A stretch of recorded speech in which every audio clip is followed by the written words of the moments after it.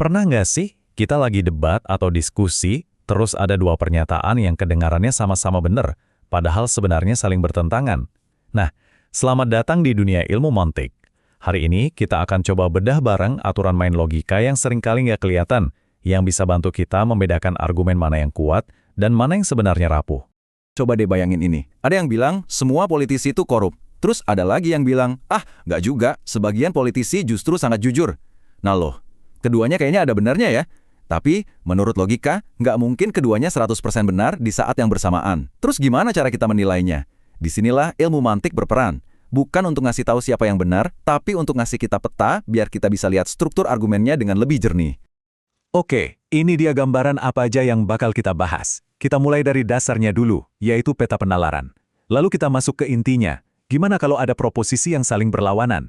Kita akan kenalan sama 4 jenis perlawanan ini, lihat aturan mainnya, belajar sedikit trik untuk membalik proposisi, dan terakhir kita lihat kenapa semua ini masih relevan banget di zaman sekarang. Baik, kita mulai dari fondasinya ya. Sebelum kita bisa menganalisis argumen, kita perlu paham dulu gimana sih para ahli logika memetakan proses berpikir itu sendiri. Konsep utamanya itu disebut al-istidlal atau al-istidlal. Gampangnya, ini tuh proses penalaran. Jadi, bagaimana kita berangkat dari satu atau beberapa informasi yang kita tahu, terus kita menarik sebuah kesimpulan baru yang logis. Anggap aja ini kayak mesinnya cara kita berpikir. Nah, mesin berpikir ini ternyata punya 2 mode kerja. Ada yang namanya penalaran tidak langsung, atau dalam bahasa Arabnya, ghairu mubashir. Ghairu mubashir. Ini agak kompleks karena butuh beberapa premis untuk sampai ke kesimpulan. Tapi ada juga penalaran langsung, atau mubashir. Nah, kalau yang ini, kita bisa langsung dapat kesimpulan dari satu proposisi aja. Dan inilah yang akan jadi fokus utama kita hari ini. Oke, kita bedah lagi lebih dalam si penalaran langsung ini. Jadi, di dalamnya ada 2 alat utama. Yang pertama itu at-taqabul atau yang kita sebut perlawanan. Ini cara kita menganalisis 2 proposisi yang saling bertentangan. Alat kedua adalah al-akas atau pembalikan. Ini tentang cara membalik sebuah proposisi dengan benar. Kita akan bahas keduanya, tapi kita kuasai dulu alat yang pertama. Nah, sekarang kita masuk ke arena utamanya nih. Apa sih yang sebenarnya terjadi ketika ada 2 pernyataan yang seolah-olah saling berhadapan dan beradu argumen? Konsep ini punya nama khusus, yaitu at-taqabul bainal qadaya. At-taqabul bainal qadaya. Ini adalah kondisi di mana ada 2 pernyataan yang topiknya sama persis, subjek dan predikatnya sama. Tapi keduanya beda dalam hal kuantitas atau kualitas. Apa itu kuantitas dan kualitas? Yuk kita lihat. Jadi gini, ada 2 hal yang perlu kita perhatikan. Pertama, kuantitas atau al-kam. Ini soal cakupan. Apakah pernyataan itu ngomongin semua anggota yang disebut universal atau cuma ngomongin sebagian yang disebut partikular? Kedua, ada kualitas atau al-kaif. Ini soal sifatnya.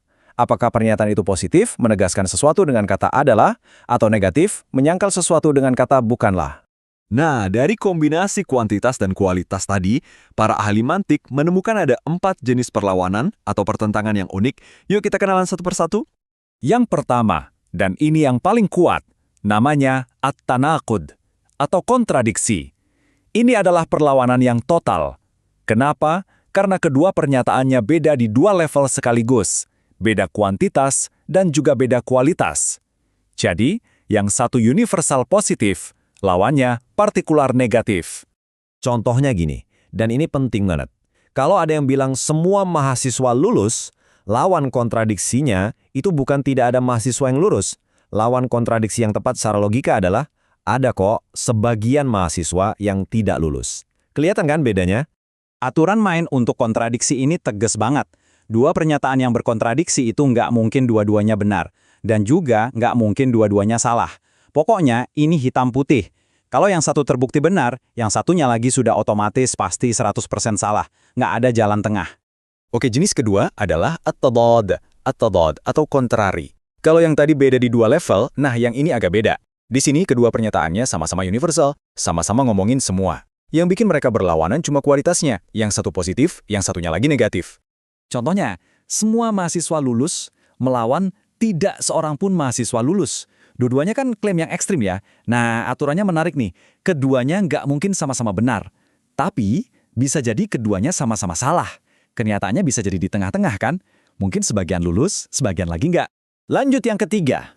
Ini namanya agak panjang. Ad-dukhul tahta at-tadad. Ad-dukhul tahta at-tadad. Atau gampangnya, subkontrari. Ini kebalikannya dari yang tadi. Kalau di sini, kedua pernyataannya sama-sama partikular, alias ngomongin sebagian.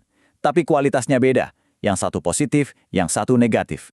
Contohnya, sebagian mahasiswa lulus versus sebagian mahasiswa tidak lulus. Nah, kalau yang ini aturannya lebih longgar. Keduanya bisa banget sama-sama benar. Wajar kan kalau di satu kelas sebagian lulus dan sebagian lagi nggak. Tapi yang menarik, keduanya nggak bisa sama-sama salah. Pasti minimal salah satunya benar. Terakhir, ada yang namanya at-tadakhul. At-tadakhul di sini kualitasnya sama-sama positif atau sama-sama negatif, yang beda cuma kuantitasnya. Yang satu universal, yang satunya lagi partikular. Gini deh aturannya.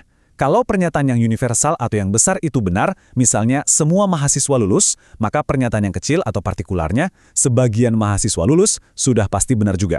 Tapi nggak berlaku sebaliknya ya. Oke, 4 jenis tadi mungkin terasa agak banyak ya. Biar nggak bingung, coba deh kita kumpulin semua aturan main tadi dalam satu ringkasan, biar lebih gampang dilihat polanya. Nah, anggap saja tabel ini semacam peta contekan logika. Coba kita lihat baris pertama. Kalau ada pernyataan semua M adalah L, tabel ini ngasih tahu kita kalau lawan kontrarinya atau tadadnya adalah tak satu pun M adalah L. Jadi dengan tabel ini, kita bisa lebih cepat memetakan hubungan antara berbagai jenis pernyataan.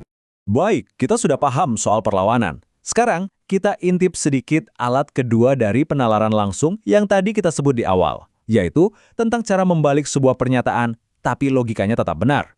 Konsep ini namanya al-aks. Al-aks. Sederhananya, kita menukar posisi subjek dan predikat. Tapi, harus hati-hati. Kalau kalimat aslinya setiap jeruk adalah buah, kita nggak bisa asal balik jadi setiap buah adalah jeruk. Kan salah. Pembalikan yang benar secara logika adalah sebagian buah adalah jeruk.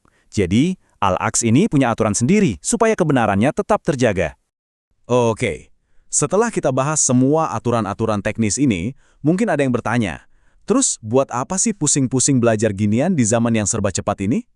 Jawabannya, ini justru penting banget. Paham aturan ini bukan cuma soal teori di kelas, tapi ini jadi skill untuk bertahan di era informasi. Ini melatih kita untuk menyusun argumen yang kokoh. Ini juga mengasah pikiran kita jadi lebih kritis. Biar kita bisa mengenali kalau ada penalaran yang salah atau sesat pikir, baik dari orang lain atau bahkan dari diri kita sendiri. Intinya, di tengah banjir informasi, mantik ini kayak kompas. Sebagai penutup, coba deh kita renungkan sejenak. Ilmu mantik ini sudah memberikan kita peta dan aturan main yang jelas untuk berpikir lurus. Pertanyaannya, dalam obrolan kita di media sosial, di kantor, atau bahkan sama teman-teman, seberapa sering sih kita benar-benar mengikuti aturan main itu? Ini jadi refleksi yang berharga untuk kita semua. Terima kasih sudah menyimak.